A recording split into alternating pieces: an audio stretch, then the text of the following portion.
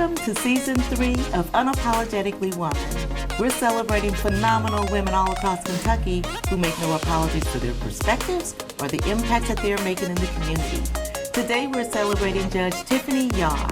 Tiffany is a wife, a mom, and she is Fayette Family Court Judge for the 6th Division. Unapologetically Woman, Judge Tiffany Yahr, that's you. Congratulations. Thank you. Thank you for having me. So how are you liking it? You were elected in 2022. I absolutely love it. It's been everything that I've hoped it would be, and I'm learning and seeing things from a different perspective, and I just love it more every day. Well, you have quite a few female colleagues over there to turn to, don't you? We do. I don't know if you've seen the pictures recently on Facebook, but it's an historical amount of women that are now on the bench. I have seen the picture and loved it. When you look at that picture, that is a powerful image. It's amazing. It's amazing. Having us all spread out on Short Street and thinking about how that number was not anywhere close, even in the last decade. It's just absolutely amazing. And so why family court judge?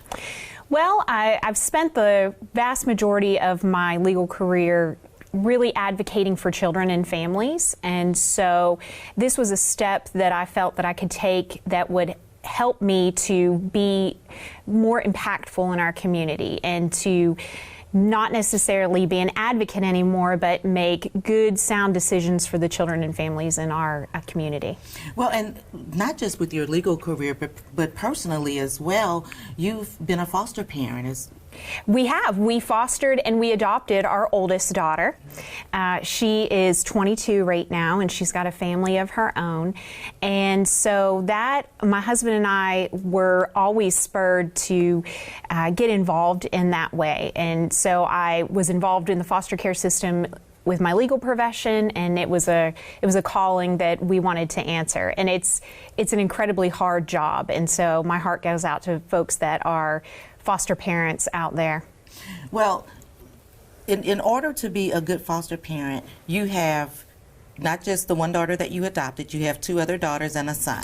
Yes, and so for a while there, we had 4 in our house. So some days were fantastic and we ran like a well-oiled machine, and then some days we just survived on pizza and everybody made it home safe and dressed. So really, we've had that great experience with having a big family, and having a family is hard, and it's not always perfect every day, and that's how fostering is. These are children that need homes and need structure and need a lot of love, and so we learned a lot about that as well. And so you have a good partner in crime. Your husband, tell us about him. He is. We'll be married for 23 years in August, and he was with the Lexington Police Department for 20 years, but he decided that it was time for a change. So when he was finishing up at the police department, he went through nursing school. So his second career is he's an RN now. He's an emergency room nurse. So it's still got the adrenaline, it's still got the excitement, but he just absolutely loves it too. And so that's where he is right now. Well, and what a great combination that is for a family. You were both in the legal profession, so to speak, and then now he's off saving lives in a different way. Service was just always core for both of us. We always knew that whatever way life took us when we were professionally and personally, that service was always going to be a big cornerstone for us. Did you learn that from your family, from your parents? Were they role models for you in that way? I think that both of us had good, strong home life, and it was really interesting when we got out on our own, and we were young when we got married. So when we started to see families that didn't necessarily have the support that we did, it was a very different perspective. And so you bring this into your courtroom. Of course, you bring compassion into the courtroom. There's no way that you can't being a mom and, because you guys see people when they're at their lowest. It is, and there's a lot of really tough situations, and so prior to becoming a judge, I was with the Cabinet for Health and Family Services. So I got to work directly with social workers and community partners. And I think that one of the strongest things I wanted to bring to the bench was an understanding of that system, an understanding of how that works, because there are so many families out there that are struggling. There are families that struggle with mental illness, with substance abuse, with poverty, and you can't just ignore those pieces of a family. So kids struggle not just because of bad behavior, but because of all of the things that are going on around them. So it's so important to me to try to look at the situation almost holistically. You know, putting in orders and telling people not to do something is important, and a lot of times the law requires that, but I think you have to look at it, you have to step back and look at the whole situation and see what can be done to try to support those families too. And so that's really important when you have folks that come in to know what some of the barriers are that they may have been facing trying to make it through a complicated system. Do you think that there's anything that can be done to try, I know that some strides have been made, to eliminate some of the barriers? Well, I think the biggest thing is to recognize it and to make sure that we are identifying those barriers. I have the truancy docket in Fayette County, and so I'm the only judge in the entire county, and I hear all the truancy cases. And so when people think of truancy, they think of kids that just refuse to go to school. And I have learned very quickly that truancy is just about anything other than kids refusing to go to school. Kids don't just wake up one day and say, I'm not going to school.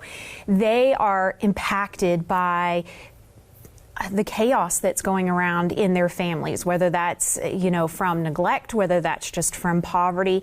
So making sure that we identify that the extra chaos that's going around, identifying it, naming it, you know, figuring out ways that we can try to put supports in for the family.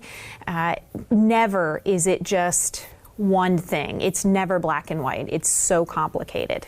I can imagine that when you come in, because that's one of the things that we look for in early childhood is when children don't come on a regular schedule.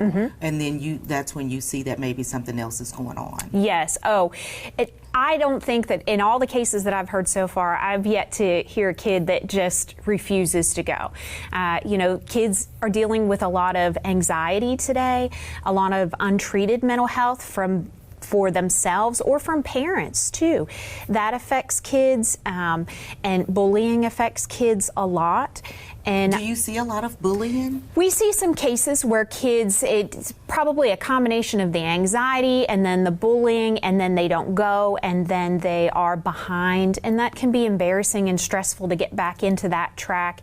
And you know, the school system does just about as much as they can with trying to provide services before kids get into court, but we have a lot of kids that are missing so many days of school, and it's just, I'm sure they're overwhelmed at that point by the time they see me. Why go to school if I've missed 100 days of school? So we really try. I've got a great team in truancy of community partners and school personnel, and we really try to get at the root of what's going on. And I talk a lot about the truancy docket because it's my absolute favorite, and I never thought that such a docket like that would be, but it's so complex, and these families are so in need of help that even if I can just do some small thing for them, even if I can just nudge them in the right direction to start with counseling, or you know, we can help somebody with a bus pass so that they could get to a job interview, or hook them up with somebody that could give them information about affordable housing so that they're not in a hotel anymore.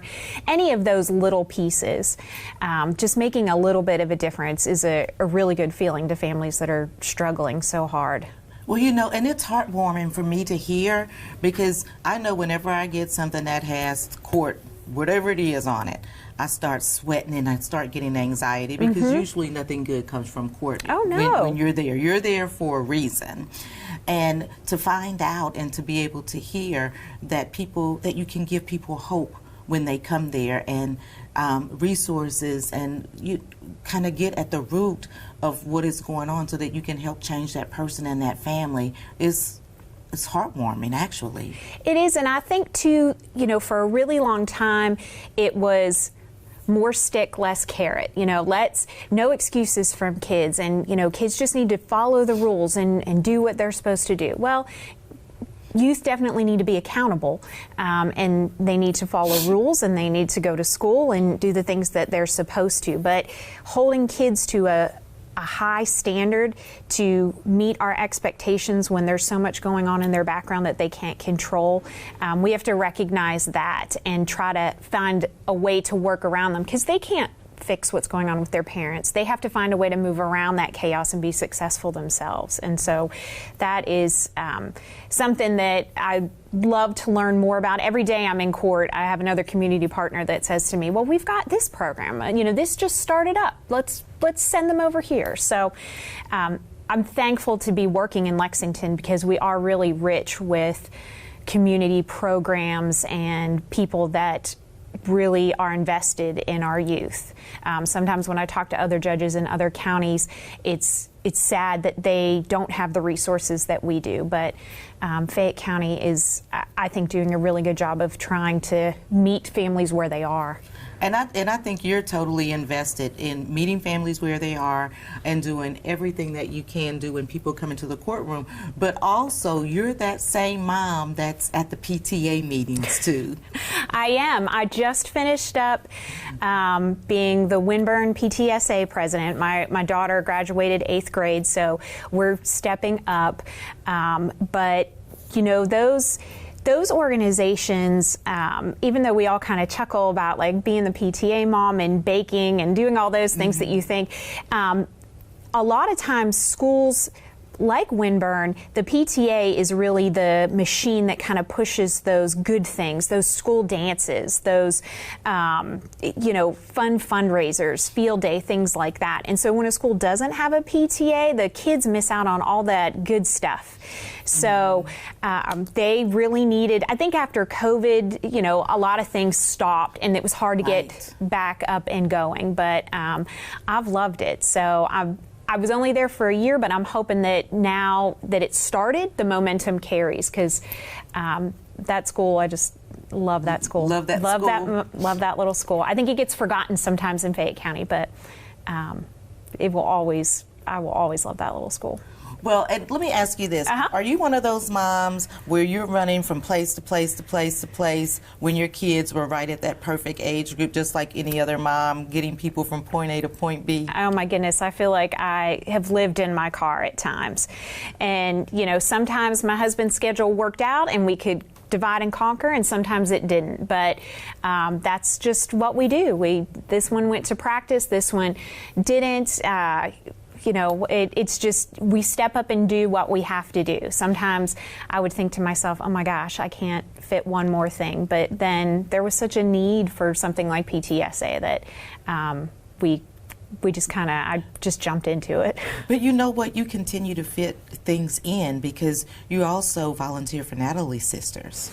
Yep, I've been a volunteer for them. I've sat on SBDM board with Deep Springs Elementary for so long. Before I was elected, I did a lot with CASA, which are court-appointed special advocates that are assigned to neglected and abused children in the court system. Well, I'm just going to say that my favorite CASA is Matilda. Yes, she's wonderful.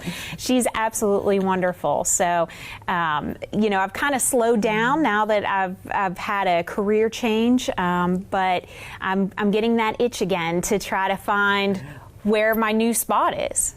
Oh, I think you're going to find it. There's a spot waiting for you. I hope so. So for young girls or young women that might be looking at you today, what kind of advice would you give them about moving forward, perseverance?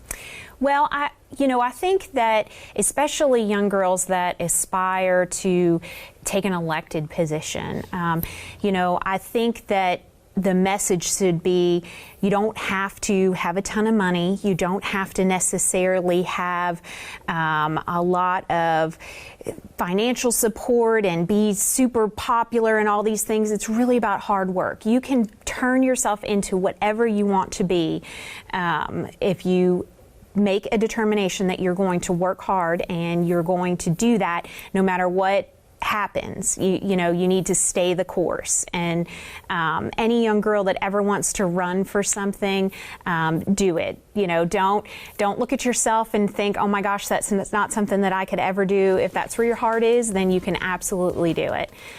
So, I mean, I want to see more women running for positions, whatever they are. You know, women in leadership is so important, and we've got lots of good examples in Lexington, but, you know, statewide, it's still not exactly where it needs to be, but that's okay, because we've got to encourage our young people to step up and take those positions. Congratulations, girl. Thank you so much. You guys continue to watch as we celebrate other phenomenal women just like Tiffany who are making changes in our community. Keep watching Unapologetically Woman, and we'll see you soon.